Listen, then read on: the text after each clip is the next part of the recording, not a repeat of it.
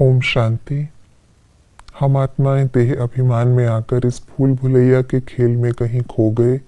अब बाप हमें इस खेल से निकालने के लिए निश्चय बुद्धि बनने की शिक्षा दे रहे हैं। आइए रिवाइज करते हैं आज के 28 नवंबर 2025 के मधुर महावाक्यों को। यह कौन सा खेल चलता है? भूल भुलैया का खेल। इस खेल से निकलने की युक्ति क्या है? निश्चय बुद्धि बनो। कयामत के समय में हमारा कर्तव्य क्या है? अपनी पढ़ाई में अच्छी रीति लग जाना और बातों में नहीं जाना। शिव बाबा हमें वापस कैसे ले जाएंगे?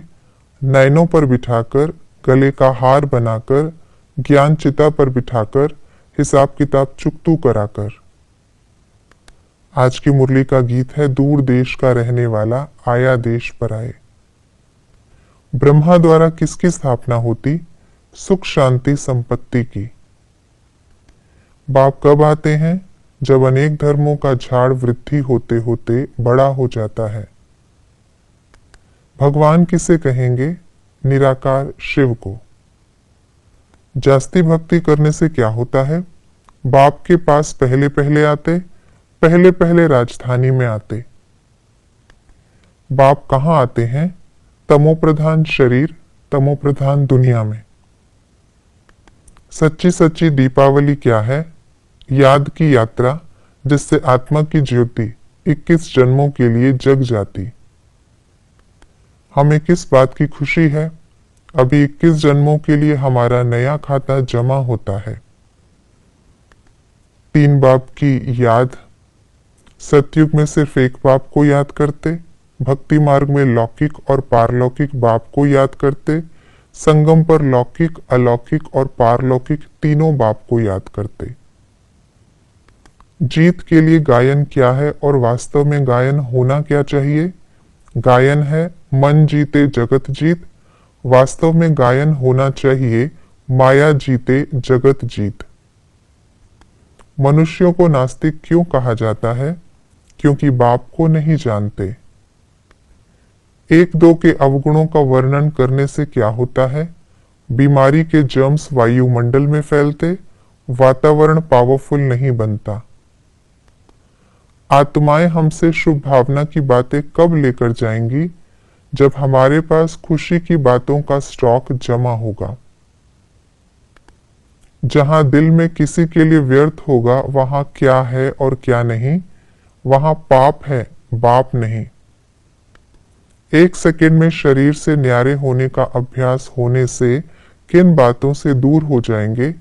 थकावट, हलचल, युद्ध। क्या होने से क्या होता है? निश्चय बुद्धि होने से खेल में नहीं फंसते। एक धर्म हो जाने से विश्व में शांति हो जाती।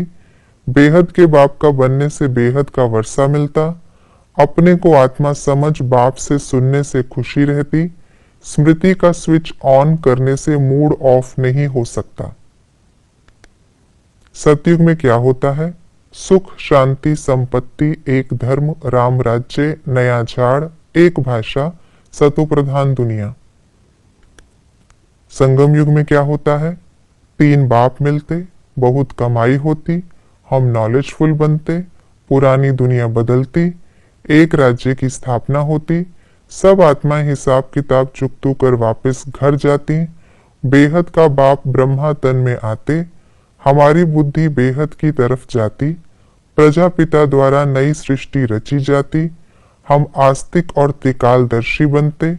रूहानी बाप द्वारा हमको देव पद मिलता। हमें किन बातों की धारणा करनी है? देही अभिमानी बनने का अभ्यास करना, नई दुनिया में ऊंच पद पाने का पुरुषार्थ करना, अपने स्वधर्म में टिकना, अपने को आत्मा समझना, याद की यात्रा में रहकर रोज सच्ची सच्ची दीपावली मनाना, जितना बिजी रहते उतना अशरीरी स्थिति का अभ्यास करना, रूहानियत की स्थिति द्वारा व्यर्थ बातों के स्टॉक को समाप्त करना, ड्रामा के राज को बुद्धि में रख पढ़ाई के सिवाय और किसी भी बात में नहीं जाना। ये थी आज की मुरली की विशेष बातें। हम गॉडली स्टूडेंट्स हैं तो हमारी बुद्धि पढ़ाई के अलावा और किसी बात में नहीं जानी चाहिए। हमें देही अभिमानी रहने का अभ्यास करना है और याद की यात्रा में रहना है। ओम शांति।